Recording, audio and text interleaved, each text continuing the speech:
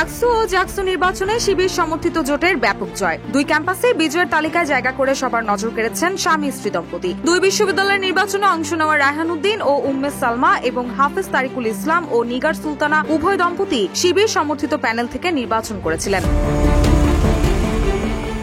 ডাকসু নির্বাচনে ৯,৯২০ ভোট পেয়ে common room, reading room ও cafeteria সম্পাদক হিসেবে জয় পেয়েছেন উম্মে সালমা, আর ৫,০৮২ ভোট পেয়ে জয়লাভ করেছেন রায়হান উদ্দিন। তারা দুজনেই ঢাবির ইংরেজি বিভাগের শিক্ষার্থী। রায়হান ২০১৮-১৯ ও উম্মে সালমা ২০২০-২১ সেশনের শিক্ষার্থী।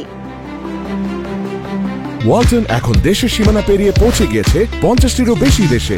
ওয়ালটন, ঘরে ঘরে, বিশ্বজুড়ে। অন্যদিকে জাকসু নির্বাচনে তারিকুল ইসলাম কার্যকরী সদস্য ও নিগার সুলতানা সহ সমাজ সেবা ও মানব সেবা উন্নয়ন সম্পাদক পদে জয়লাভ করেছেন। তারিকুল গণিত বিভাগের ৪৯তম ব্যাচের মাস্টার্সের শিক্ষার্থী। তিনি বর্তমান জাবি শাখা শিবিরের সমাজ সেবা সম্পাদক। তার স্ত্রী নিগার সুলতানা ফার্মেসি বিভাগের ৫০তম ব্যাচের ৪র্থ বর্ষের শিক্ষার্থী। তারিকুল ২০১৯-২০ ও নিগার সুলতানা ২০২০-২১ সেশনের শিক্ষার্থী। রুশা শু, নিউজ ডেস্ক, ইত্তেফাক।